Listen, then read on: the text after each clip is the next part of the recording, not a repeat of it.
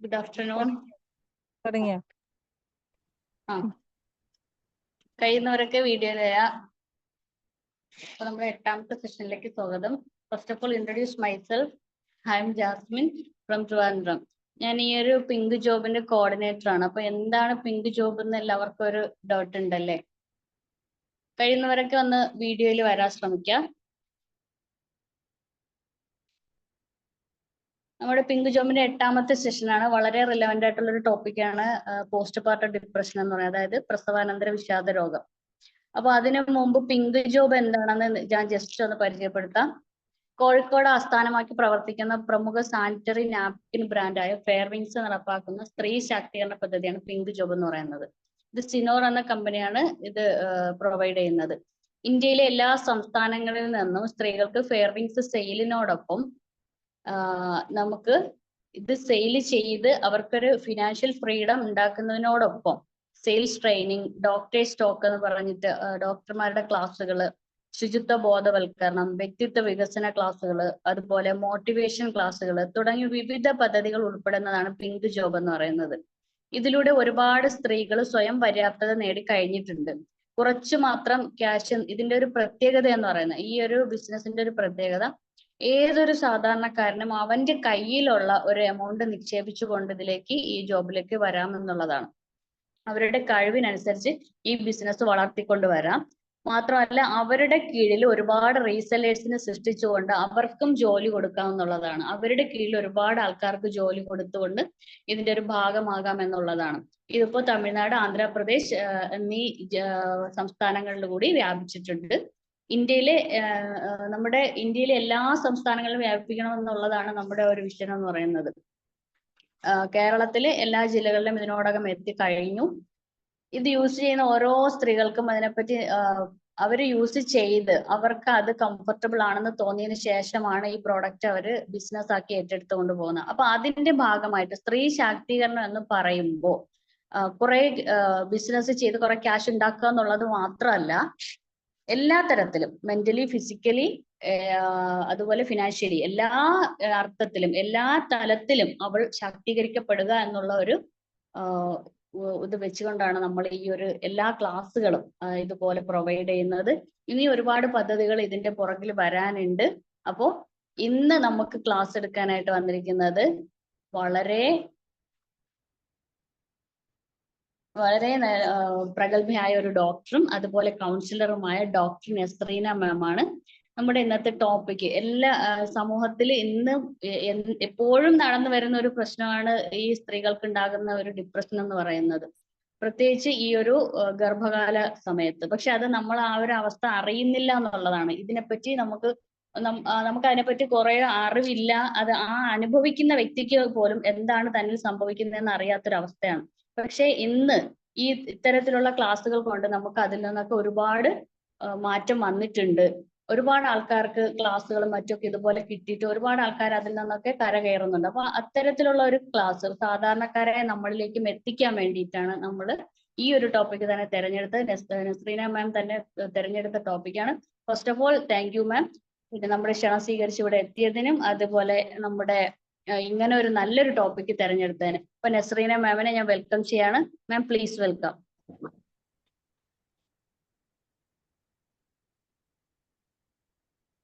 Thank you. അസ്സലാമു അലൈക്കും. Good afternoon. Good afternoon മാം. അപ്പോ നമുക്ക് സ്റ്റാർട്ട് ചെയ്യാലോ അല്ലെ? Okay okay. ആദ്യമായിട്ട് പിങ്ക് അവയർനെസ് സെഷനിലോട്ട് ക്ലാസ് എടുക്കാൻ ക്ഷണിച്ച ഫെയർവിങ്സ് സാനിറ്ററി നാപ്കിൻസിന്റെ സംഘാടകരോട് ഞാൻ നന്ദി അറിയിക്കുന്നു. ഇന്ന് ഇവിടെ ചർച്ച ചെയ്യാൻ പോകുന്ന വിഷയം എല്ലാവർക്കും പരിചിതമുള്ള ഒരു ടോപ്പിക് തന്നെയാണ്. എന്നിരുന്നാലും പലർക്കും ഇതിനെക്കുറിച്ച് ശരിയായ രീതിയിൽ അറിയില്ല എന്ന ഒരു സത്യമാണ് നമുക്കറിയാം. പോസ്റ്റ് പാർട്ടം ഡിപ്രഷൻ അഥവാ പ്രസവാനന്തര വിഷാദം, പ്രസവശേഷം ഉണ്ടാകുന്ന മാനസിക ബുദ്ധിമുട്ടുകൾ. ഈ ഒരു ടോപ്പിക് സ്ത്രീകൾക്കുണ്ടാകുന്ന ഒരു വിഷയമാണെങ്കിലും ഈ ഒരു വിഷയം ശരിക്കും ഒരു ഫാമിലിയിലെ എല്ലാവരും കേൾക്കേണ്ട ഒരു വിഷയമാണ്. അതായത് സ്ത്രീകളും പുരുഷന്മാരും ഒരുപോലെ മനസ്സിലാക്കേണ്ട, അറിഞ്ഞിരിക്കേണ്ട ഒരു വിഷയമാണ് പോസ്റ്റ്മോർട്ടം ഡിപ്രഷൻ. എന്നാൽ മാത്രമേ ഒരു സ്ത്രീക്ക് അതിൽ നിന്ന് പൂർണ്ണമായിട്ട് മോചനം നേടാൻ സാധിക്കുകയുള്ളൂ. നമുക്കറിയാം ഓരോ വ്യക്തിയും വ്യത്യസ്തരാണ്, അതുപോലെ തന്നെ ഓരോ സ്ത്രീയും വ്യത്യസ്തരാണ്. അതിനാൽ അവരിലെ പ്രഗ്നൻസി സമയത്ത് ഉണ്ടാകുന്ന ബുദ്ധിമുട്ടും അതുപോലെ പ്രസവാനന്തരം ഉണ്ടാകുന്ന ശാരീരിക മാനസിക പ്രയാസങ്ങൾ വ്യത്യസ്തമായിരിക്കും. ഈ ഒരു കാര്യം നമ്മൾ ആദ്യം മനസ്സിലാക്കേണ്ടതാണ്. കാരണം ചില സ്ത്രീകളിൽ ഒരു പ്രയാസവും ഇല്ലാതെ കടന്നു പോകാം, പ്രഗ്നൻസിയും അതിനുശേഷവും ഒക്കെ ഒരു പ്രയാസവും ഇല്ലാതെ കടന്നു പോകാം. പക്ഷെ ചിലരിൽ വളരെയധികം പ്രയാസപ്പെടുത്തുന്ന പല പ്രയാസങ്ങളും ശാരീരികമാവും മാനസികമാവും എല്ലാം കണ്ടുവരുന്നുണ്ട്. അതിനാൽ ഓരോ സ്ത്രീയും വ്യത്യസ്തരാണ്. അതുകൊണ്ട് ചിലരിൽ ഈ പ്രയാസങ്ങൾ ഉണ്ടാവും, ചിലരിൽ ഇല്ലാതിരിക്കാം എന്നൊരു സത്യം നമ്മൾ മനസ്സിലാക്കണം. കാരണം പണ്ടത്തെ സ്ത്രീകളൊക്കെ പറയുന്നുണ്ട് ഇതൊരു പുതിയൊരു ന്യൂ ജനറേഷൻ അസുഖമാണ്, അന്നൊന്നും ഉണ്ടായിരുന്നില്ല, ഞങ്ങളും കുറെ പ്രസവിച്ചു എന്നൊക്കെ. പക്ഷെ അന്നും ഉണ്ടായിരുന്നു, ചിലർക്ക് തിരിച്ചറിയാൻ കഴിഞ്ഞില്ല എന്നത് സത്യമാണ്. പിന്നെ അതുപോലെ തന്നെ പുറത്ത് പറയാനുള്ള ഒരു സാഹചര്യം ഉണ്ടായിരുന്നില്ല. പിന്നെ തുടങ്ങിയ ഒരു കാര്യങ്ങൾ കൊണ്ടാണ് അന്ന് ഇത്ര അധികം ഇതറിയപ്പെടാതിരുന്നത്. എന്നിരുന്നാലും ഇപ്പോ ഇതിനെക്കുറിച്ച് വളരെയധികം അവയർനെസ് ജനങ്ങളിൽ എത്തിയിട്ടുണ്ട്. അതിനുള്ള റിസൾട്ടും അതായത് അതിനുള്ള ഒരു സപ്പോർട്ടും ഒക്കെ നമ്മൾ ഇപ്പോ കണ്ടുവരുന്നുണ്ട്. അപ്പോ എന്തുകൊണ്ടാണ് ഇങ്ങനെ ഒരു അവസ്ഥയിലോട്ട് നാം എത്തുന്നത് എന്ന് പലർക്കും അറിയാമായിരിക്കും. എന്നിരുന്നാലും ഞാൻ പറയാണ്, നമ്മുടെ പ്രഗ്നൻസി സമയത്ത് ഹോർമോൺസ് വളരെയധികം കൂടുന്നു. പ്രഗ്നൻസി മെയിൻറ്റെയിൻ ചെയ്യാൻ വേണ്ടി കുറച്ച് ഹോർമോൺസ്, പ്രൊജസ്ട്രോൺ, ഈസ്ട്രജൻ തുടങ്ങിയ ഹോർമോൺസ് കൂടുതലായിരിക്കും ആ ഒരു സമയത്ത്. പക്ഷെ പ്രസവം കഴിഞ്ഞ് ഒരു 3 ദിവസത്തിനുള്ളിൽ ആ ഒരു ഹോർമോൺസ് പെട്ടെന്ന് ഒരു താഴ്ചയിലോട്ട് പോകുന്നു. അതായത് പ്രഗ്നൻസിയുടെ മുമ്പുള്ള ഒരു അവസ്ഥയിലോട്ട് ഈ ഹോർമോൺസ് പോകുന്നു. അത് കാരണമാണ് ഈ ഒരു അവസ്ഥയിലോട്ട് എത്തുന്നത്. ചിലർക്ക് പ്രസവം കഴിഞ്ഞ് ഒരു 2-3 ദിവസത്തിനുള്ളിൽ സിംറ്റംസ്, ചെറിയൊരു ബുദ്ധിമുട്ടുകൾ തുടങ്ങും. ക്ഷീണം, ഉറക്കമില്ലായ്മ, മൂഡ് ചേഞ്ച്, വിശപ്പില്ലായ്മ തുടങ്ങിയ ഒരു സിംറ്റംസ് ഒക്കെ നമുക്ക് അറിയാം. നമ്മള് പലരിലും ഒരുപക്ഷെ അതൊക്കെ ഉണ്ടായിട്ടുണ്ടാവും. അത് പക്ഷെ അത്രയധികം സിവിയർ ആയിരിക്കില്ല. അതിനെ പറയുന്നതാണ് പോസ്റ്റ്പാർട്ടം ബ്ലൂസ്. അത് ഒരുപക്ഷെ ഫാമിലിയുടെ ഒരു സപ്പോർട്ട് കൊണ്ട് തന്നെ അതിനെ നമുക്ക് ഓവർകം ചെയ്യാൻ പറ്റുന്നതാണ്. പക്ഷെ ചിലരിൽ ഈ ഒരു 2 ആഴ്ച, ഈ ഒരു പോസ്റ്റ്പാർട്ടം ബ്ലൂസ് ഒരു ഏകദേശം 2 വീക്സ് വരെയാണ് സിംറ്റംസ് ഉണ്ടാവാറുള്ളത്. പക്ഷെ 2 ആഴ്ച കഴിഞ്ഞിട്ടും അവരുടെ ഈ സിംറ്റംസ് ഒന്നെങ്കിൽ കൂടുതലായിട്ട് വരുന്നു, അല്ലെങ്കിൽ പുതിയ സിംറ്റംസ് അവരിൽ ഉണ്ടാവുന്നു എങ്കിൽ ആ ഒരു കണ്ടീഷനാണ് ഒരു പോസ്റ്റ്പാർട്ടം ഡിപ്രഷൻ. അത് കുറച്ചും കൂടി സിവിയർ ആണ്. ആ ഒരു കണ്ടീഷൻ എത്തിക്കഴിഞ്ഞാൽ ചിലപ്പോ മെഡിക്കൽ ഹെൽപ്പ് തന്നെ തേടേണ്ടി വരും. ഫാമിലി സപ്പോർട്ട് മാത്രം മതിയാവൂല. ആ ഒരു സമയത്ത് നമ്മൾ നേരത്തെ പറഞ്ഞ പോലത്തെ സിംറ്റംസ് തന്നെയായിരിക്കും കൂടുതലും. പക്ഷെ അതിന്റെ ഇന്റൻസിറ്റി കുറച്ചധികം കൂടുതലായിരിക്കും. അതായത് ഒന്നിനോടും ഒരു താല്പര്യമില്ലായ്മ, എല്ലാവരിൽ നിന്നും മാറി നിന്ന് ഒറ്റയ്ക്കിരിക്കാൻ താല്പര്യം, വെറുതെ കരയുക, പിന്നെ അതുപോലെ വെറുതെ വിഷമാവുക. ഇതൊക്കെ കേൾക്കുമ്പോൾ ഒരുപാട് പേർക്ക് താൻ അനുഭവിച്ച കാര്യങ്ങളൊക്കെ ഓർമ്മ വരുന്നുണ്ടാവും. ഒരുപാട് പേര് ഈ ഒരു അവസ്ഥയിലൂടെ കടന്നുപോയിട്ടും ആരും അറിയാതെ ഈ ഒരു അവസ്ഥയൊക്കെ തരണം ചെയ്യേണ്ടി വന്നിട്ടുണ്ടാവാം. അപ്പൊ അതുപോലെ ഒരു ജീവിക്കാൻ തന്നെ ഒരു താല്പര്യമില്ലായ്മ, അവർക്ക് സൂയിസൈഡ് ചെയ്യാനുള്ള ഒരു ടെൻഡൻസി, അതുപോലെ കുട്ടിയെ കെയർ ചെയ്യാൻ പോലും കഴിയാതെ വരിക. ചിലവർ കുട്ടിയെ ഉപദ്രവിക്കാൻ വരെ ശ്രമിക്കാറുണ്ട്. അങ്ങനത്തെ ഒരു അവസ്ഥ, ഒരു മാനസിക അവസ്ഥയാണ് ഈ പോസ്റ്റ്പാർട്ടം ഡിപ്രഷൻ. അത് ചില കേസിൽ ഫാമിലി സപ്പോർട്ട് ചെറിയ ഇന്റൻസിറ്റിയിലേ ഉള്ളൂ എങ്കിൽ ഫാമിലി സപ്പോർട്ട് കൊണ്ട് തന്നെ നമുക്കൊരു പരിധി വരെ അതിനെ ഓവർകം ചെയ്യാം. പക്ഷെ ചില കേസിലൊക്കെ മെഡിക്കൽ ട്രീറ്റ്മെന്റ് നമുക്ക് ആവശ്യമായിട്ട് വരും. പിന്നെ അതിലും കുറച്ചും കൂടി കണ്ടീഷൻ വേഴ്സ് ആയിട്ടുള്ളതാണ് സൈക്കോസിസ്. ഒരു ഭ്രാന്ത് പോലെയുള്ള ഒരു അവസ്ഥയായിരിക്കും അത്. വളരെ റെയർ ആയിട്ടാണ് പക്ഷെ കാണുന്നത്. പക്ഷെ അതിന്റെ സിംറ്റംസ് കുറച്ചും കൂടി ഭയങ്കര സിവിയർ ആയിട്ടായിരിക്കും. അതില് നമ്മൾ ഈ കുട്ടിയെയും അമ്മയെയും വളരെയധികം ശ്രദ്ധ കൊടുക്കേണ്ട ഒരു അവസ്ഥയാണ്. കാരണം അവർക്കൊരു ഉപദ്രവ മൈൻഡ് ആയിരിക്കും എപ്പോഴും ഉണ്ടായിരിക്കുക. ആ ഒരു സമയത്ത് അവർക്ക് ഭയങ്കര ഒരു പവർഫുൾ ആയിരിക്കും. അതിനാൽ അർജന്റ് ആയിട്ട് നമുക്ക് ഈ ഒരു കണ്ടീഷനിലാണെങ്കിൽ മെഡിക്കൽ ഹെൽപ്പ് തന്നെ വേണ്ടിവരും. പക്ഷെ ഇത് റയർ ആയിട്ടേ കാണാറുള്ളൂ. പിന്നെ അതുപോലെ തന്നെ ഈ ഒരു സൈക്കോസിസ് കണ്ടീഷൻ ആണെങ്കിൽ ഈ സൂയിസൈഡലും പിന്നെ കുട്ടിയെ ഉപദ്രവിക്കുന്നതിന് അതിനപ്പുറമായിട്ട് അവർക്ക് ഇല്ലാത്തത് കാണുക, കേൾക്കുക തുടങ്ങിയ ഫീലിങ്സുകളും ഉണ്ടാവാറുണ്ട്. നമ്മൾ ന്യൂസിലൊക്കെ കാണാറുണ്ടല്ലോ, കുട്ടിയെ പ്രസവിച്ച ഉടനെ ബക്കറ്റിൽ മുക്കിക്കൊന്നു, അതുപോലെ പലതും. അതൊക്കെ നമ്മൾ കേൾക്കുന്നവർ പറയും എന്തൊരു സ്ത്രീയാണിത് എന്നൊക്കെ. പക്ഷെ അത് അവരുടെ മാനസികാവസ്ഥ, അവരുടെ ഹോർമോണൽ ചേഞ്ച് കാരണം അവർ അറിയാതെ ചെയ്തുകൊണ്ടിരിക്കുന്ന കാര്യങ്ങളാണ്. അപ്പം ഈ ഒരു 3 സ്റ്റേജ് ആയിട്ടാണ് നമ്മൾ ഈ പോസ്റ്റ്മോർട്ടം ഡിപ്രഷൻ പറയുന്നത്. ആദ്യമായിട്ട് പറഞ്ഞത് പോസ്റ്റ്മോർട്ടം ബ്ലൂസ്, അത് മൈൽഡ് ആയിട്ടാണ്, അത് ഓവർകം ചെയ്യാൻ ഫാമിലി സപ്പോർട്ട് മാത്രം മതി. പിന്നെ സെക്കൻഡ് ആയിട്ട് പറഞ്ഞതാണ് ഈ പോസ്റ്റ്മോർട്ടം ഡിപ്രഷൻ. നമ്മൾ ഇപ്പോൾ കൂടുതൽ ആളുകളും ആ അവസ്ഥയിലൂടെ കടന്നു പോകുന്നതും കൂടുതൽ മെജോറിറ്റി ആളുകൾക്കും അനുഭവിച്ചുകൊണ്ടിരിക്കുന്നതും അറിയപ്പെടുന്നതുമാണ് ഈ പോസ്റ്റ്മോർട്ടം ഡിപ്രഷൻ. പിന്നെ അതിന് ശേഷമുള്ളതാണ് സൈക്കോസിസ്, കുറച്ച് സിവിയർ ആയിട്ട് വരുന്ന ഒരു ഫോം. അത് വളരെ ചുരുക്കം പേരിൽ മാത്രമേ കണ്ടുവരാറുള്ളൂ. അതാണ് കുറച്ചൊരു സീരിയസ് കണ്ടീഷൻ. അപ്പൊ നമുക്കിവിടെ ഇന്ന് ഡിസ്കസ് ചെയ്യാനുള്ളത് പോസ്റ്റ്മോർട്ടം ഡിപ്രഷൻ ആണ്. എല്ലാവർക്കും കേൾക്കുന്നുണ്ടല്ലോ അല്ലെ? ഓക്കെ. അപ്പൊ ഈ പോസ്റ്റ്മോർട്ടം ഡിപ്രഷൻ അത് എന്തുകൊണ്ട് ഈ ഒരു അവസ്ഥയിൽ എത്തുന്നു എന്ന് നമുക്ക് നോക്കാം. അതായത് പോസ്റ്റ്മോർട്ടം ഡിപ്രഷൻ വരാനുള്ള കാരണങ്ങൾ. ഒറ്റ സെക്കൻഡ്.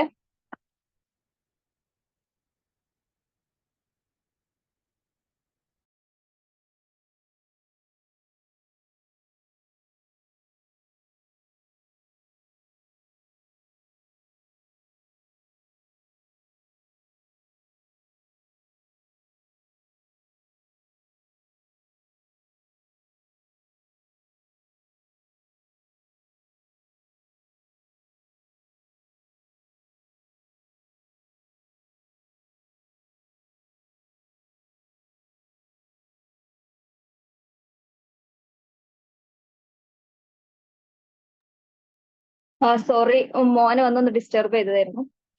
അപ്പം എന്തുകൊണ്ടാണ് ഈ ഒരു പോസ്റ്റ്മോർട്ടം ഡിപ്രഷനിലോട്ട് എത്തുന്നത് എന്ന് നമുക്ക് നോക്കാം. അതായത് നേരത്തെ പറഞ്ഞു, ഒരു പ്രഗ്നൻസി കഴിഞ്ഞ് ഡെലിവറി കഴിഞ്ഞതിന് ശേഷം ഹോർമോണ് നോർമൽ ലെവലിലോട്ട് പോകും. ആ ഒരു അവസ്ഥയിൽ അത് എല്ലാ സ്ത്രീകളിലും നടക്കുന്ന കാര്യം തന്നെയാണ്. പക്ഷെ ആ ഒരു ഹോർമോൺ വ്യതിയാനത്തെ ബാലൻസ് ചെയ്യാൻ പല സ്ത്രീകൾക്കും സാധിക്കും. പക്ഷെ കുറച്ചു പേർക്ക് ആ ഒരു ചേഞ്ചിനെ ഓവർകം ചെയ്യാൻ പറ്റാതെ വരും. അങ്ങനത്തെ കണ്ടീഷൻ, അങ്ങനത്തെ ഒരു സ്ത്രീകളിലാണ് ഈ ഒരു പോസ്റ്റ്മോർട്ടം ഡിപ്രഷൻ വരുന്നത്. പിന്നെ ഒരു പ്രസവം എന്ന് പറഞ്ഞാല് പ്രസവവും പ്രഗ്നൻസിയും ഒക്കെ ഒരു സ്ത്രീയെ അപേക്ഷിച്ച് വളരെയധികം സന്തോഷമുള്ള ഒരു കാര്യമാണ്. ഒരു അമ്മയാകുക എന്നുള്ളത് വളരെയധികം സന്തോഷമുള്ള ഒരു കാര്യമാണ്, നമുക്കൊക്കെ അറിയാം. പക്ഷെ അതേസമയം തന്നെ ലൈഫിലെ ഏറ്റവും കൂടുതൽ ഒരു സ്ട്രഗിളും ഒരു അഡ്ജസ്റ്റ്മെന്റ് ഒക്കെ ആവശ്യമുള്ളൊരു ടൈമും കൂടിയാണ് ഒരു പ്രഗ്നൻസി. പ്രഗ്നൻസിയിലുള്ള ബുദ്ധിമുട്ട്, ഡെലിവറിന്റെ ബുദ്ധിമുട്ട്, പിന്നെ അത് കഴിഞ്ഞ് ചില സ്ത്രീകളിൽ മുലയൂട്ടുമ്പോൾ ഉണ്ടാകുന്ന ബുദ്ധിമുട്ട്, പിന്നെ ആദ്യമായിട്ട് അമ്മയാകുന്ന സ്ത്രീ ആണെങ്കിൽ അവരിൽ കുട്ടിയെ കെയർ ചെയ്യേണ്ടതിനെ കുറിച്ചുള്ള വളരെയധികം ആങ്സൈറ്റി, അങ്ങനെ തുടങ്ങിയ പല പല പ്രശ്നങ്ങളുള്ള ഒരു ടൈമാണ് ഈ ഒരു പ്രഗ്നൻസി. അപ്പൊ ആ ഒരു സന്തോഷത്തിനപ്പുറം വളരെയധികം സ്ട്രഗിൾസും കൂടി ഒരു സ്ത്രീ അനുഭവിക്കുന്നുണ്ട് ആ ഒരു ടൈമിൽ. അപ്പൊ ആ ഒരു സമയത്ത് ഒരു പ്രഗ്നൻസി ടൈമിൽ ഒരു നെഗറ്റീവ് ഒരു ലൈഫാണ് അവരിൽ. അതായത് മൊത്തം ഫാമിലി പ്രോബ്ലംസ്, പിന്നെ ശാരീരികമായിട്ടുള്ള വേറെ പ്രയാസങ്ങളും, ഫിനാൻഷ്യലി ബുദ്ധിമുട്ട് തുടങ്ങിയ വീട്ടിലൊരു നെഗറ്റീവ് അറ്റ്മോസ്ഫിയർ ആണ് ഉള്ളത് എങ്കിൽ അവർ ഈ ഒരു ഡെലിവറിക്ക് ശേഷം ഈ ഒരു PPD കാണാൻ സാധ്യതയുണ്ട്. പിന്നെ അതുപോലെ മെൻസസിന്റെ മുമ്പ് ചിലവരിൽ ഒരു മൂഡ് ചേഞ്ച് കാണാറുണ്ടല്ലോ, അത് കുറെ പേർക്കൊക്കെ അറിയായിരിക്കും. ആ ഒരു സിംറ്റംസ് കാണുന്നവർക്കും ഇതിനുള്ള ഒരു ചാൻസ് ഉണ്ട്. പിന്നെ അതേപോലെ ഫാമിലി ഹിസ്റ്ററി, വീട്ടില് മദറിനോ അല്ലെങ്കിൽ സിബ്ലിങ്സിനോ വേറെ ആർക്കെങ്കിലും ഉണ്ടെങ്കിലും ഒരു ചാൻസ് പറയുന്നുണ്ട്, ഇതിനുണ്ടാവാനുള്ള ഒരു ചാൻസ്. പിന്നെ അതുപോലെ മുമ്പ് ഒരു ഡിപ്രഷൻ സ്റ്റേജിൽ വന്നിട്ടുണ്ട്, അതായത് പ്രഗ്നൻസി ആയിട്ട് റിലേറ്റഡ് അല്ലാതെ വേറെ എന്തെങ്കിലും ഡിപ്രഷൻ വരികയോ അതിനു വേണ്ടി ട്രീറ്റ്മെന്റ് എടുക്കുകയോ ചെയ്യേണ്ടവർക്കും ഈ ഒരു പോസ്റ്റ്മോർട്ടം ഡിപ്രഷൻ വരാനുള്ള സാധ്യത ഉണ്ട്. പിന്നെ അതുപോലെ പറയുന്നത് അൺഎക്സ്പെക്റ്റഡ് ആയിട്ട് പ്രഗ്നന്റ് ആവുമ്പോൾ, ഒരു പക്ഷെ ഒരു കുട്ടി, ഒരു സ്ത്രീ പഠിക്കുന്ന ഒരു ടൈം ആയിരിക്കാം, അപ്പൊ പ്രതീക്ഷിക്കാതെ പ്രഗ്നന്റ് ആയി. അപ്പം അവർക്ക് അതിനോടൊരു താല്പര്യം ഉണ്ടാവില്ല. അപ്പൊ അതിനൊരു നെഗറ്റീവ് തോട്ട്സ് ഒക്കെ വന്ന് അതും നെഗറ്റീവായിട്ട് ബാധിക്കാം. അല്ലെങ്കിൽ ഹസ്ബൻഡ് പ്രിപ്പയർ ആയിട്ടുണ്ടാവില്ല, അവര് ഫിനാൻഷ്യലി സ്റ്റേബിൾ ആയിട്ട് മതി എന്നൊക്കെ ആയിരിക്കും. അതിനിടയിൽ അൺഎക്സ്പെക്റ്റഡ് ആയിട്ട് പ്രഗ്നന്റ് ആവുമ്പം ഹസ്ബൻഡ് ഒരു പക്ഷെ പെൺകുട്ടിയോട് ദേഷ്യപ്പെടുകയും അങ്ങനെ ആ പെൺകുട്ടിയിൽ ഇതൊരു നെഗറ്റീവ് തോട്ട്സ് ക്രിയേറ്റ് ചെയ്യുകയൊക്കെ ചെയ്യാം. അപ്പൊ ഇതെല്ലാം ഒരു സാധ്യത മാത്രമാണ് പറയുന്നത്. ഈ ഒരു 3-4 കേസ് പറഞ്ഞു, അവരിലൊക്കെ ഇത് വരാനുള്ള സാധ്യതയുണ്ട്. പക്ഷെ ഇതൊന്നും ഇല്ലാത്തവരിലും ഈ PPD എന്ന് പറഞ്ഞ അസുഖം കാണുന്നുണ്ട്. അത് അങ്ങനെയുണ്ട്. ഇവരിൽ ഇത്രയും കണ്ടീഷൻ പോസിബിലിറ്റി ഉള്ള ആളുകളിൽ വരാത്ത സാഹചര്യവും നമുക്ക് കാണാം. അങ്ങനെയൊക്കെയുണ്ട്. അപ്പോ ഈ ഒരു ഇനി നമ്മൾ ഇത് വരാതിരിക്കാൻ എന്തൊക്കെ കാര്യങ്ങളാണ് ശ്രദ്ധിക്കേണ്ടത് എന്ന് നമുക്ക് നോക്കാം. ആദ്യമായിട്ട് തന്നെ ചെയ്യേണ്ടത് ഒരു സപ്പോർട്ട്. പക്ഷെ എപ്പോ തുടങ്ങണം? പ്രഗ്നൻസി സ്റ്റാർട്ട് ചെയ്യണ ഒരു ടൈമിൽ തന്നെ ഒരു ലേഡിക്ക് സപ്പോർട്ട് ആവശ്യമാണ്. കെയറും സപ്പോർട്ടും ഫിസിക്കൽ നീഡിനെ പോലെ തന്നെ ഒരു മെന്റൽ സപ്പോർട്ടും ഒരു ലേഡി ആവശ്യമുള്ള ഒരു ടൈമാണ് പ്രഗ്നൻസി സ്റ്റാർട്ടിങ് ടൈം തന്നെ. ഈ ലോകത്തിലെ ഏറ്റവും വലിയൊരു ഗിഫ്റ്റ് ആണല്ലേ കുഞ്ഞ്, നമുക്കൊക്കെ അറിയാം. അതൊരു സ്ത്രീയിലൂടെയാണ് നമുക്ക് കിട്ടുന്നത്. അപ്പോ അതിനു വേണ്ടി അവർക്ക് നമ്മുടെ ഫാമിലി മാക്സിമം സപ്പോർട്ട് കൊടുക്കണം. അവർക്ക് വേണ്ടുള്ള ആവശ്യങ്ങൾ ചെയ്തു കൊടുക്കണം. പിന്നെ അതുപോലെ അവർക്ക് അവരോട് സ്നേഹ പ്രകടനം നടത്തണം. അവർക്ക് ഇഷ്ടമുള്ള സ്ഥലത്ത് കൊണ്ടുപോകണം. ഇതൊക്കെ ഒരു പ്രഗ്നൻസിയിൽ അവർ എങ്ങനെയൊക്കെ മാക്സിമം സന്തോഷിപ്പിക്കാൻ പറ്റുമോ, അവർക്ക് മാക്സിമം ഒരു പ്ലസന്റ് ഫീൽ ചെയ്യാൻ പറ്റുമോ, അതൊക്കെ നമ്മള് ഫാമിലി പറയുമ്പോൾ എസ്പെഷ്യലി ഹസ്ബൻഡ്, മദർ, തൊട്ടടുത്ത ഫ്രണ്ട്സ്, തൊട്ടടുത്ത ആളുകൾ, ഫ്രണ്ട്സ്, അവരൊക്കെ ഈ ഇതിൽ പെടും.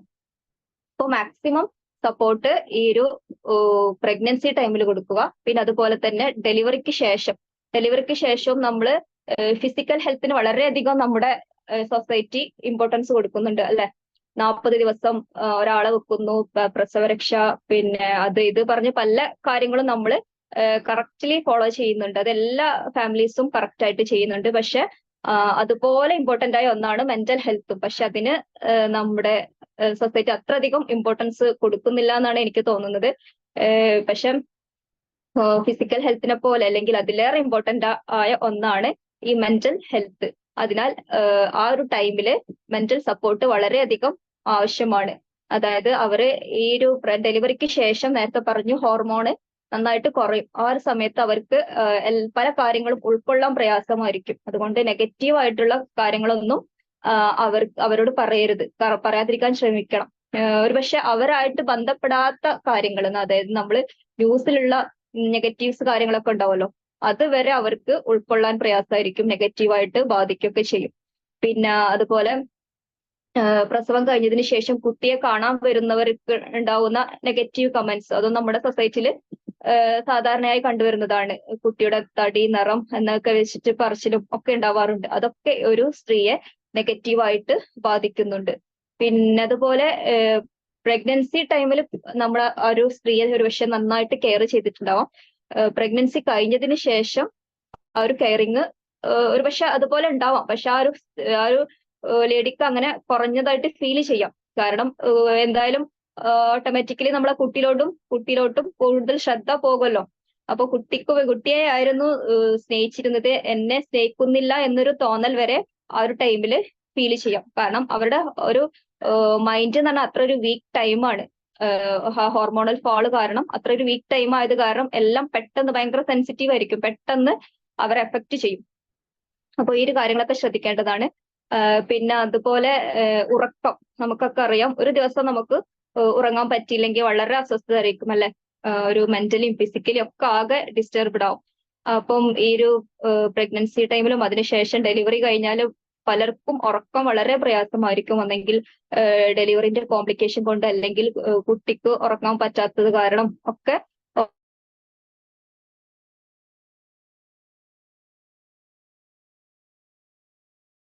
ഈ ഒരു ഉറക്കം ലോസ് ചെയ്യുന്നത് കാരണം ഉണ്ടാവും. അപ്പൊ അതിനുവേണ്ടി ഫാമിലി മാക്സിമം ഉറക്കത്തിന് വേണ്ടി ഒരു സാഹചര്യം ഉണ്ടാക്കി കൊടുക്കണം.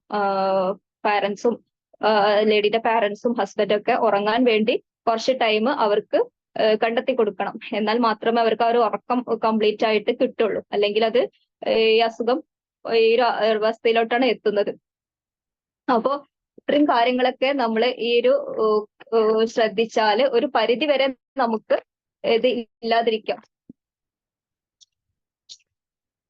പ്രഗ്നൻസി ടൈമിൽ തന്നെ നമ്മുടെ കെയറിങ് സ്റ്റാർട്ട് ചെയ്യണം. പ്രഗ്നൻസിയിൽ അവർക്ക് വേണ്ട സപ്പോർട്ട് ചെയ്തു കൊടുക്കുക. അതുപോലെ തന്നെ പ്രഗ്നൻസി ഡെലിവറിക്ക് ശേഷം മാക്സിമം ഒരു പോസിറ്റീവ് അറ്റ്മോസ്ഫിയർ ക്രിയേറ്റ് ചെയ്തുകൊണ്ടേയിരിക്കുക. അതൊക്കെ കുറച്ചൊരു ബുദ്ധിമുട്ടായിരിക്കും ബാക്കിയുള്ളവർക്ക്, കേൾക്കുന്നവർക്കൊക്കെ പ്രയാസമായി തോന്നും. പക്ഷെ ആ ഒരു കുറച്ചൊരു ടൈം പീരീഡ് നമ്മൾ അവർക്ക് വേണ്ടി മാക്സിമം സപ്പോർട്ട് ചെയ്തേ പറ്റൂ. കാരണം ഒരു സ്ത്രീയുടെ ഹെൽത്ത് മാത്രമല്ല, ഒരു കുട്ടിയുടെ പേരുടെയും health, mental and physical health അവരുടെ കൈകളിലാണ്. അപ്പൊ ആ ഒരു സമയത്ത് നമ്മൾ മാക്സിമം ശ്രദ്ധ കൊടുത്തേ പറ്റും. അപ്പം ഈ ഉറക്കത്തിന്റെ കാര്യം വളരെ ഇമ്പോർട്ടന്റ് ആണ്. ഉറങ്ങാൻ വേണ്ടി ബാക്കിയുള്ളവരും കുറച്ച് അഡ്ജസ്റ്റ് ചെയ്തേ പറ്റും. ഇതാ അവർക്കല്ലേ എന്നുള്ളൊരു തോന്നല്, ആ കുട്ടി ഒരു ലേഡി മാത്രമാണ് നോക്കേണ്ടത് എന്ന ഒരു ചിന്താഗതിയാണ്. പക്ഷെ ഈ ഉറക്കത്തിന്റെ കാര്യത്തിൽ നമ്മള് ബാക്കിയുള്ളവരെ എങ്ങനെയെങ്കിലും അവർക്ക് ഒരു ടൈം അഡ്ജസ്റ്റ് ചെയ്ത് കൊടുക്കുക തന്നെ വേണം. പിന്നെ ഈ ഒരു അവസ്ഥ വന്നു കഴിഞ്ഞാൽ ഇപ്പൊ നമ്മൾ ഈ ഇത്രയും പറഞ്ഞു വരാതിരിക്കാൻ വേണ്ടി ചെയ്യേണ്ട കാര്യങ്ങൾ, ഈ പോസ്റ്റ്മോർട്ടം ഡിപ്രഷനിലോട്ട് എത്തിപ്പെടാതിരിക്കാൻ വേണ്ടി നമ്മൾ പ്രഗ്നൻസി ടൈമിൽ തന്നെ മാക്സിമം സപ്പോർട്ട് ആൻഡ് കെയർ കൊടുക്കുക. എന്നിരുന്നാലും നമുക്ക് ചിലവർക്ക് ഇത് വന്നു, പോസ്റ്റ്മോർട്ടം ഡിപ്രഷനിലോട്ട് വന്നു, ചിലർക്ക് അത് തിരിച്ചറിയാൻ പോലും പറ്റാറില്ല. ഞാനൊരു പോസ്റ്റ്മോർട്ടം ഡിപ്രഷനിലാണ്, അല്ലെങ്കിൽ എന്തോ എൻ്റെ ഒരു മാനസിക അബ്നോർമൽ ആണ് ഞാൻ എന്ന് തിരിച്ചറിയാൻ പറ്റാത്ത പല സ്ത്രീകളുമുണ്ട്. എന്നിട്ട് അതിൽ നിന്ന് പുറത്തു കടക്കാൻ പറ്റാതെ വളരെയധികം പ്രയാസപ്പെട്ട് ജീവിതം മുന്നോട്ട് തള്ളി നീക്കുന്നവരുമുണ്ട്. പക്ഷെ ചിലവർക്ക് ഇപ്പോഴത്തെ എഡ്യൂക്കേഷനൊക്കെ കാരണം ഒരുപാട് പേർക്ക് അതിനെക്കുറിച്ച് സ്വയം വിലയിരുത്താൻ തന്നെ മനസ്സിലാവുന്നുണ്ട്. അങ്ങനെ താൻ ഈ ഒരു അവസ്ഥയിലൂടെയാണ് പോകുന്നത് എന്ന് മനസ്സിലാക്കി കഴിഞ്ഞാൽ ആദ്യം ചെയ്യേണ്ടത് എന്താ? തുറന്നു പറയുക. നമ്മുടെ തൊട്ടടുത്ത ഫ്രണ്ട്സിനോടോ ഹസ്ബൻഡ്, ഉമ്മ തുടങ്ങിയ ആളുകളോടൊക്കെ അതിനെക്കുറിച്ച് തുറന്നു പറയുക. ചിലവർക്ക് അവർക്ക് പറയാൻ കഴിയില്ലെങ്കിലും അവരുടെ ഫാമിലി മെമ്പേഴ്സിന് അത് തിരിച്ചറിയാൻ പറ്റും. ഇപ്പൊ ഒരു പരിധി വരെ ഇതിന്റെ അവയർനെസ് കാരണം എല്ലാവർക്കും പെട്ടെന്ന് തന്നെ അവരുടെ സിംറ്റംസ് തിരിച്ചറിയാൻ കഴിയുന്നുണ്ട്. അതിനാൽ അവരുടെ ഫാമിലി മെമ്പേഴ്സ് ഇത് മനസ്സിലാക്കി കഴിഞ്ഞാൽ അവർക്ക് മാക്സിമം സപ്പോർട്ട് കൊടുക്കണം. അല്ലാതെ സാരമില്ല പോട്ടെ, എല്ലാവർക്കും ഉള്ളൊരു അസുഖം ആണ് എന്നുള്ള ഒരു ആശ്വാസവാക്ക് അവർക്ക് ഒരു വശത്ത് ഉൾക്കൊള്ളാൻ പറ്റിയെന്ന് വരില്ല. അപ്പൊ അങ്ങനത്തെ ഒരു ആശ്വാസവാക്കൊന്നും ഒരിക്കലും പറയരുത്. അവർക്ക് അവരുടെ കൂടെ നമ്മൾ ഉണ്ട് എന്നുള്ളൊരു തോന്നല് ഉണ്ടാക്കി കൊടുക്കണം. പിന്നെ നേരത്തെ പറഞ്ഞു വരാതിരിക്കാൻ ചെയ്യേണ്ട കാര്യങ്ങൾ, പോസിറ്റീവ് ആയിട്ടുള്ള ഒരു അറ്റ്മോസ്ഫിയർ എപ്പോഴും ഉണ്ടാക്കി കൊടുക്കുക. പിന്നെ ഉറക്കത്തിനുള്ള സമയം ഉണ്ടാക്കി കൊടുക്കുക. പിന്നെ അതുപോലെ പ്രസവം കഴിഞ്ഞാൽ സാധാരണ നമ്മൾ കണ്ടുവരുന്നത് 24 മണിക്കൂറും ഒരു റൂമിനുള്ളിലായിരിക്കും, അടച്ചിട്ട റൂമിനുള്ളിൽ ഉറക്കവും റെസ്റ്റുമാണ് മെയിൻ ആയിട്ട്. അത് അത്യാവശ്യം തന്നെയാണ്. പക്ഷെ എന്നിരുന്നാലും ആ ഒരു ജീവിതവും ചിലർക്കൊക്കെ നെഗറ്റീവായിട്ട് ബാധിക്കുന്നുണ്ട്. അപ്പം കുറച്ച് സമയം അവരുടേതായ ഒരു എന്റർടൈൻമെന്റിനുള്ള ഒരു സമയം കണ്ടെത്തുക.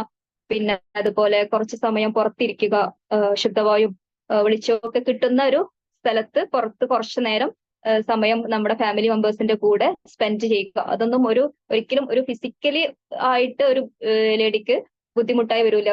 വളരെയധികം കോംപ്ലിക്കേഷൻ ഉള്ള കേസുകളല്ല, നോർമൽ കേസിലൊന്നും അതൊന്നും ഒരിക്കലും സ്ത്രീയെ നെഗറ്റീവായിട്ട് ഫിസിക്കലി ബാധിക്കില്ല.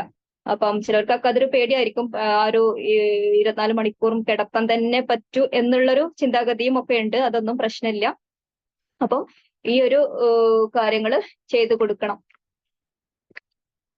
പിന്നെ ഈ ഒരു അവസ്ഥയിലൂടെ പോകുന്ന സ്ത്രീയെ കൂടുതലും വേദനിപ്പിക്കുന്ന കാര്യങ്ങൾ പറയുന്നത് ഒരുപക്ഷെ പുരുഷന്മാരെക്കാൾ കൂടുതൽ സ്ത്രീകൾ തന്നെയാണ്. കാരണം ഞാൻ നേരത്തെ പറഞ്ഞു, ഓരോരുത്തരുടെയും അവസ്ഥ വ്യത്യസ്തമായിരിക്കും. ചിലവർക്ക് ഒരു ബുദ്ധിമുട്ടുണ്ടായിട്ടുണ്ടായിരിക്കില്ല. അപ്പം അവർ ചിന്തിക്കുന്നത് അതായിരിക്കും, എനിക്കൊന്നും ഇങ്ങനെ ഉണ്ടായിരുന്നില്ലല്ലോ എന്നുള്ളതായിരിക്കും.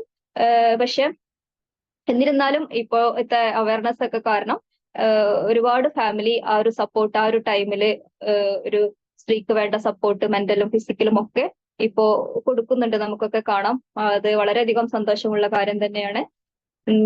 അപ്പോ ഈ മാനേജ്മെന്റിൽ ആദ്യം ഈ ഒരു ഫാമിലി സപ്പോർട്ട് കൊടുക്കുക, അവർക്ക് മാക്സിമം സപ്പോർട്ട് കൊടുക്കുക. പക്ഷെ ഈ പോസ്റ്റ്മോർട്ടം ഡിപ്രഷൻ വന്നു കഴിഞ്ഞാൽ ഫാമിലി സപ്പോർട്ട് കൊണ്ട് മാത്രം റിക്കവർ ആവാൻ ബുദ്ധിമുട്ടായിരിക്കും. മൈൽഡ് ആയിട്ടൊക്കെ ആണെങ്കിൽ ഒരു പക്ഷെ അത് മതിയായിരിക്കും. പക്ഷെ മിക്ക കേസിലും നമുക്കൊരു മെഡിക്കൽ ഹെൽപ്പ് വേണ്ടി വരാറുണ്ട്. ആ ഒരു കേസിൽ നമ്മൾ ആദ്യം തന്നെ ഒരു കൗൺസിലറെ പോയി കാണുക. കൗൺസിലിംഗ് കൊണ്ട് ഒരു പരിധിവരെ കേസിൽ നിന്ന് രക്ഷ നേടാറുണ്ട്. പക്ഷെ സിവിയർ ആയിട്ടാണ് സിംറ്റം എങ്കിൽ ഒരു കൗൺസിലിങ്ങും മതിയായെന്ന് വരില്ല. ആ ഒരു കണ്ടീഷനിൽ, ആ ഒരു അവസ്ഥയിൽ നമുക്ക് മെഡിസിൻ കഴിക്കേണ്ടത് നിർബന്ധമായിട്ട് വരും. അപ്പൊ എന്തെങ്കിലും സൈക്കാട്രിനോ അല്ലെങ്കിൽ അടുത്തുള്ള ഹോമിയോക്കെയോ കണ്ട് നമുക്ക് ട്രീറ്റ്മെന്റ് സ്റ്റാർട്ട് ചെയ്യേണ്ടതാണ്. ഇതൊരു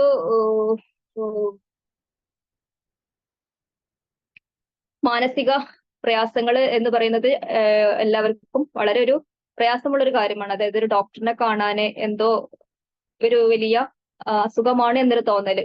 നമുക്ക് ശരീരത്തിന് ഉണ്ടാകുന്ന ചെറിയ ചെറിയ ഒരു അസുഖം ഉണ്ടായ പോലും നമ്മൾ ഓടിപ്പോയി മരുന്ന് വാങ്ങിച്ച് കഴിക്കുന്നു. പക്ഷെ മൈൻഡിനൊരു ബാലൻസ് പ്രശ്നം വരുമ്പം നമുക്ക് എന്തോ ഡോക്ടറെ കാണാൻ കുറച്ചൊരു പ്രയാസമാണ്, എല്ലാവർക്കും അറിയാം. പക്ഷെ ശരീരം പോലെ തന്നെയാണ് മനസ്സ് എന്ന ഒരു സത്യം അതെല്ലാവർക്കും അറിയാമെങ്കിലും നമ്മൾ ആ ഒരു അവസ്ഥ എത്തുമ്പോൾ നമുക്ക് നമ്മുടെ ചിന്ത നമ്മളെ പിൻവലിപ്പിക്കും.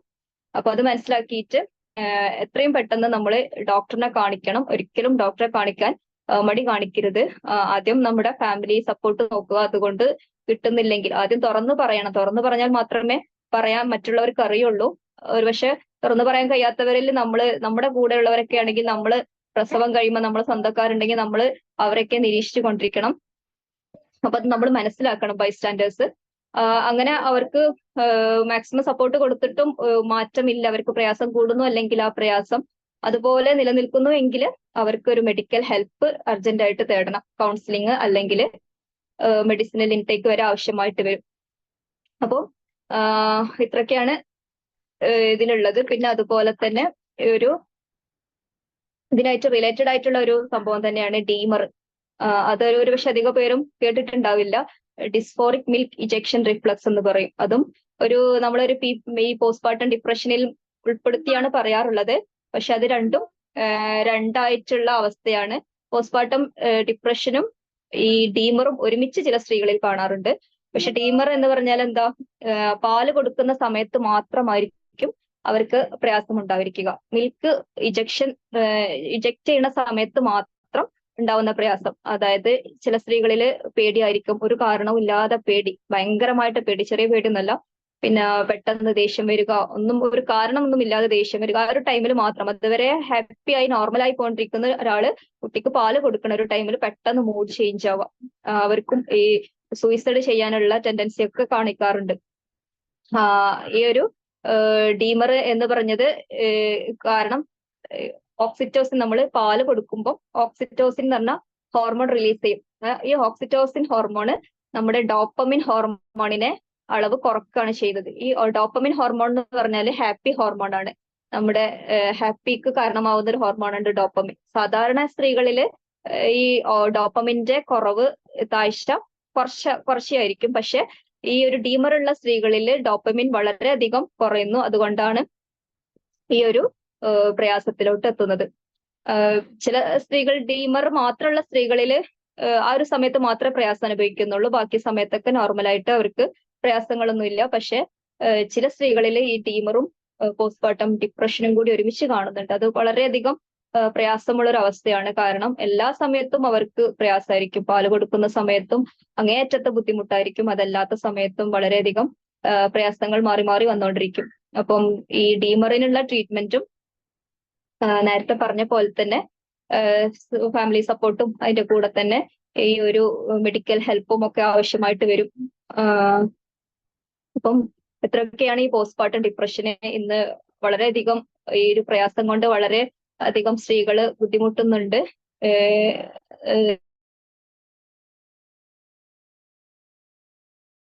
എടുക്കുന്നുണ്ട്, കുറെ പേരൊക്കെ ട്രീറ്റ്മെന്റിലോട്ട് പോകുന്നുണ്ട്. എന്നിരുന്നാലും കുറെ ആളുകൾ അസുഖം തിരിച്ചറിയാതെയും അസുഖം പുറത്തു പറയാൻ മടിച്ചിട്ടും അതുകൊണ്ട് സഹിച്ച് ജീവിതം ഈ പ്രസവ ശേഷം തള്ളി നീക്കുന്ന കുറെ ലേഡീസുകളും ഉണ്ട്. അപ്പോ നമുക്ക് ആർക്കെങ്കിലും ഇനി ഇത് ഒരു അനുഭവം ഉണ്ടാവുമ്പോൾ, സ്വയം അനുഭവം ഉണ്ടാവുകയോ അല്ലെങ്കിൽ നമ്മുടെ തൊട്ടടുത്ത ആൾക്കാരിൽ ഈ ഒരു പ്രയാസങ്ങൾ നമ്മൾ നേരിൽ കാണുകയോ ചെയ്യുമ്പോൾ അവരെ മാക്സിമം നമ്മൾ സപ്പോർട്ട് ചെയ്യുക, നമ്മൾ തുറന്നു പറയാൻ അനുവദിക്കുക. പിന്നെ മാക്സിമം അവർക്ക് സപ്പോർട്ടും അവരുടെ ഫാമിലി മെമ്പേഴ്സിനെ അറിയിക്കുകയും ഒക്കെ ചെയ്യേണ്ടതൊക്കെ ചെയ്യാം എന്ന് ഞാൻ ഒരിക്കൽ കൂടി എല്ലാവരെയും ഓർമ്മിപ്പിക്കുകയാണ്. ഇനി ഇത്രയേ ഉള്ളൂ. ഞാനൊരു ചെറിയ രീതിയിലായിട്ട് പറഞ്ഞതാണ്. പിന്നെ ഇതിലും അധികം പറഞ്ഞാൽ എല്ലാവർക്കും കേൾക്കാനുള്ള ഇൻട്രസ്റ്റ് ഉണ്ടാവില്ല. അപ്പം എല്ലാവർക്കും അവരുടെ എന്തെങ്കിലും ഡൗട്ട് ചോദിക്കുക അല്ലെങ്കിൽ അവരുടെ എക്സ്പീരിയൻസ് ഷെയർ ചെയ്യുകയോ ഒക്കെ ചെയ്യാം. ഇനിയും കുറച്ച് ടൈം ഉണ്ട്.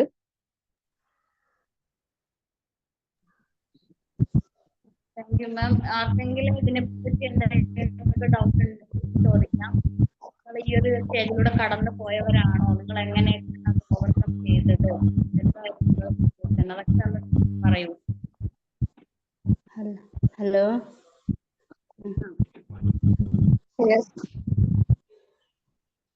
ചോദിച്ചോളൂ താഹിറ. എൻ്റെ അനിയത്തിക്ക് ഇങ്ങനെ ഒരു പ്രശ്നം ഉണ്ടാകുന്നുണ്ട്. എന്താ ബുദ്ധിമുട്ട്? ഇങ്ങനെ പ്രസവ സമയത്തും അല്ലാത്ത ടൈമിലും ഉണ്ട്. എപ്പോഴും ഇല്ല, പ്രസവ സമയത്ത് അല്ലാത്ത ടൈമിലും ഉണ്ടാവാറുണ്ട്. ഒരു മാനസികമായി ചെറിയൊരു പ്രസവത്തിന് മുമ്പ് സ്റ്റാർട്ട് ചെയ്തിട്ടുണ്ടായിരുന്നോ? ചെറിയൊരു പ്രശ്നം പ്രസവത്തിന് മുൻപ് ഉണ്ടായിരുന്നു. പിന്നെ പ്രസവത്തിന്റെ സമയത്ത് അധികം ഉണ്ടാവാറുണ്ട്. ഇപ്പൊ പ്രസവം കഴിഞ്ഞിട്ട് എത്രയായി? 3 പ്രസവം കഴിഞ്ഞ 3 പ്രസവത്തിന്റെ ടൈമിൽ ഉണ്ടായിരുന്നു. ഇപ്പൊ ഓക്കെയാണ്? ഇപ്പോൾ കുറെ സമയം ഒക്കെ ആയിരിക്കും. പിന്നെ ചെറിയൊരു പ്രശ്നങ്ങൾ എന്തെങ്കിലും എന്താ ട്രീറ്റ്മെന്റ് എടുക്കില്ലേ? ട്രീറ്റ്മെന്റ് ഉണ്ട്. ചെറിയ ഗുളിക കഴിക്കുന്നുണ്ട്.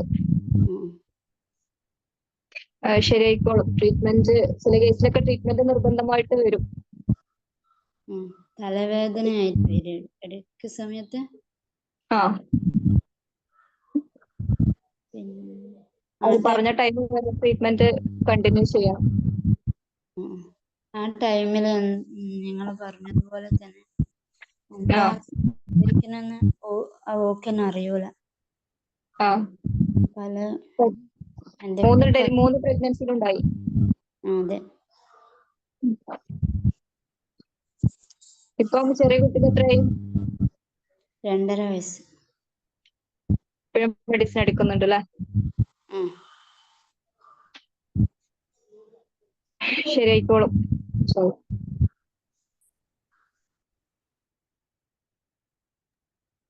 ഇനി ആർക്കെങ്കിലും എന്തെങ്കിലും ചോദിക്കാണ്ടോ? താഹിറ മാം, താങ്ക് യു. നെക്സ്റ്റ് ആരാ? ആർക്കും ചോദിക്കാനില്ല? മാം, ഈ ഒരു ബുദ്ധിമുട്ട് എപ്പോഴും മുതലാണ് കണ്ടു തുടങ്ങുന്നത്? എപ്പോഴും മുതലാണ് എപ്പോഴാണ് അതിൽ നിന്ന് അവർ റിക്കവർ ആവുന്നത്? അത് ഞാൻ പറഞ്ഞു, ആ പോസ്റ്റ്മോർട്ടം ബ്ലൂസ് നമുക്ക് ഒരു ഡെലിവറി കഴിഞ്ഞ ഒരു 2 to 3 ഡേയ്സിനുള്ളിൽ സ്റ്റാർട്ട് ചെയ്യും. പിന്നെ അതൊരു 2 വീക്കിന്റെ ഉള്ളിൽ അത് റിക്കവർ ചെയ്യാൻ പറ്റും. പിന്നെ 2 to 3 വീക്ക് കഴിഞ്ഞിട്ടും റിക്കവർ ആവാത്തവരാണ് ഈ പോസ്റ്റ്മോർട്ടം ഡിപ്രഷനിലോട്ട് പോകുന്നത്. അവർക്ക് ഒരു പക്ഷെ അറിയുന്നത് 2-3 ആഴ്ച കഴിഞ്ഞിട്ടായിരിക്കും, അല്ലെങ്കിൽ അതിനുശേഷം 6 മാസം കഴിഞ്ഞിട്ട് വരെ ചിലവർ ഇതില് ഡയഗ്നോസ് ചെയ്യാറുണ്ട്. ഒരു മിനിറ്റ്.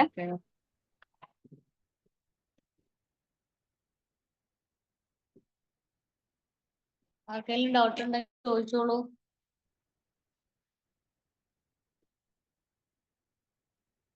പ്രത്യേകിച്ച് ഡൗട്ടൊന്നും ഇല്ലല്ലേ? ഈ ഒരു പ്രോബ്ലത്തെ കുറിച്ച് നിങ്ങൾ മുൻപ് കേട്ടിട്ടുണ്ടോ?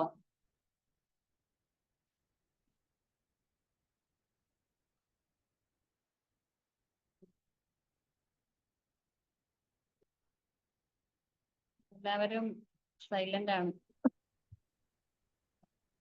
പിന്നെ അതുപോലെ നേരത്തെ പറഞ്ഞു, ഒരു മിനിറ്റ്, നേരത്തെ കംപ്ലീറ്റ് ആക്കിയിട്ടില്ലായിരുന്നു. അപ്പോൾ ട്രീറ്റ്മെന്റ് എടുക്കാൻ വൈകിയാൽ ഒരു പക്ഷെ അവർക്ക് വർഷങ്ങളോളം ഈ ഒരു ബുദ്ധിമുട്ട് അനുഭവിക്കേണ്ടി വരും. ഒരു ഇയർ ആകുമ്പോഴേക്കൊക്കെ മിക്ക ആളുകളിലും അത് കംപ്ലീറ്റ് ആയിട്ട് മാറാറുണ്ട്, കറക്റ്റ്ലി ഒരു മാനേജ്മെന്റ് ഒക്കെ ചെയ്താൽ. പക്ഷെ നമ്മൾ ട്രീറ്റ്മെന്റ് എടുക്കുന്നില്ല, ചിലപ്പോൾ ട്രീറ്റ്മെന്റ് എടുക്കാൻ വൈകുന്നു എങ്കിൽ ആ സിംറ്റം കൂടിയിട്ട് അവർക്ക് വർഷങ്ങളോളം, ചിലപ്പോൾ ട്രീറ്റ്മെന്റ് എടുക്കാഞ്ഞിട്ടായിരിക്കാം, അവർ വർഷങ്ങളോളം അതിന്റെ പ്രയാസങ്ങൾ അനുഭവിക്കേണ്ടി വരാറുണ്ട്. ഈ ഒരു ടോപ്പിക്കിനെ പറ്റി പറഞ്ഞപ്പോ തന്നെ ഒരു ട്രെയിനറാണ് ഒരു ലേഡി നമുക്ക് ക്ലാസ് നേരത്തെ എടുത്തിരുന്നത്. അവര് പറഞ്ഞ നമ്മള് ഫാമിലിയിൽ പറഞ്ഞാലും അവരത് അംഗീകരിക്കൂല, എങ്ങനെയൊന്നും ഇല്ല എന്നേ പറയുള്ളൂ. ഞങ്ങളൊക്കെ മാം പറഞ്ഞതുപോലെ ഞങ്ങളൊക്കെ ഈ ഒരു സ്റ്റേജിലൂടെ കടന്നു പോയതല്ലേ എന്ന് സംസാരിക്കുമെന്ന് പറഞ്ഞു. അപ്പോ ഈ ഒരു ക്ലാസ് കൊണ്ട് അങ്ങനെയുള്ള ഒരുപാട് ഫാമിലിയിൽ ഇത് ഉപകാരപ്പെടുമെന്നാണ് എനിക്ക് തോന്നുന്നത്. ഇപ്പൊ ഇതിന്റെ റെക്കോർഡ് സെക്ഷൻ തന്നെ നമ്മൾ അവരിലേക്ക് എത്തിക്കുമ്പോ ഇപ്പൊ ഈ ടൈം സ്കൂള് തുറക്കുന്ന ടൈമായിട്ട് നമുക്ക് ആളും കുറവാണ്. അപ്പൊ മാക്സിമം നമ്മൾ ഇത് ഔട്ട് ചെയ്ത് കഴിഞ്ഞാൽ ഇത് ഒരുപാട് ആൾക്കാരിലേക്ക് ഈ ഒരു നോളജ് നമുക്ക് എത്തിക്കാൻ കഴിയും. ഇപ്പോഴും പലർക്കും ഇതിനെപ്പറ്റി അറിയില്ല എന്നുള്ളതാണ് സത്യം. പിന്നെ ഫാമിലി സപ്പോർട്ട് അത് ഒരു മെയിൻ ഘടകമാണ്. ഫാമിലി സപ്പോർട്ട് മാത്രം കിട്ടിയാൽ ചിലപ്പോൾ ഇതിൽ നിന്ന് കുറെയൊക്കെ നമുക്ക് റിക്കവർ ആവാം, മെഡിസിൻ ഇല്ലാതെ തന്നെ. പക്ഷെ അതാണ് നമുക്ക് കിട്ടാതെ പോകുന്നത്. പക്ഷെ ഇപ്പോ ന്യൂ ജനറേഷൻ കുറെ കൂടെ അഡ്വാൻസ്ഡ് ആണ്. അവരിപ്പോ കുറെ കുട്ടികളായാലും ആൺകുട്ടികളായാലും ഇതിനെപ്പറ്റി അവർക്ക് കുറെ അവയർനെസ് ഉണ്ട് എന്ന് വേണം പറയാനായിട്ട്. ഒരുപാട് ഷോർട്ട് ഫിലിം ഒക്കെ ഇതിനെ പറ്റിയിട്ട് തന്നെ ഇറങ്ങുന്നുണ്ട്. അപ്പൊ അങ്ങനെ കുറെ ഈ മാസ് മീഡിയയുടെ വരവോടുകൂടി നമുക്ക് ഒരുപാട് നോളജ് കിട്ടുന്നുണ്ട്. പക്ഷെ പഴയ ആൾക്കാരിലേക്ക് അത് എത്തുന്നില്ല, വീട്ടിലിരിക്കുന്ന മുതിർന്ന സ്ത്രീകളിലേക്ക് ഇത് എത്തുന്നില്ല എന്നുള്ളതാണ് ഒരു പരാജയം. അത് ശരി. Okay ma'am, thank you. എന്തായാലും ഇന്നിപ്പോ സ്കൂളൊക്കെ തുറന്നത് കൊണ്ടും പിന്നെ ഇലക്ഷന്റെ ചൂടൊക്കെ ആയതുകൊണ്ടും നമുക്ക് ആള് കുറവാണ്. എന്തായാലും മാം ഇത്രയും സമയം നമുക്ക് വേണ്ടി ക്ലാസ് എടുത്തതിന് വളരെയധികം താങ്ക്സ്. പിന്നെ നമ്മുടെ പിങ്ക് ജോബിന്റെയും നബില മാം ഇതിനകത്ത് ഉണ്ടായിരുന്നു. നമ്മുടെ ഡയറക്ടർ അദ്ദേഹം പെട്ടെന്ന് ഓഫീസിൽ നിന്ന് പോണോന്ന് പറഞ്ഞുകൊണ്ട് ആണ് ഇതിന്ന് ലീവ് ആയത്. അപ്പൊ എന്തായാലും എല്ലാവർക്കും താങ്ക്സ്. ഇതുവരെ ഈ ക്ലാസ് കേട്ടിരുന്നവരും അതുപോലെ താഹിറ മാം മാത്രമേ ഇതിനകത്ത് ക്വസ്റ്റ്യൻ ചോദിച്ചിട്ടുള്ളൂ. എന്തായാലും എല്ലാവർക്കും താങ്ക് യു. ഇനിയും ഇതുപോലെയുള്ള വിലപ്പെട്ട സമയവും അതുപോലെ അറിവുകളും നമ്മൾ ഇനിയും പ്രതീക്ഷിക്കുന്നു.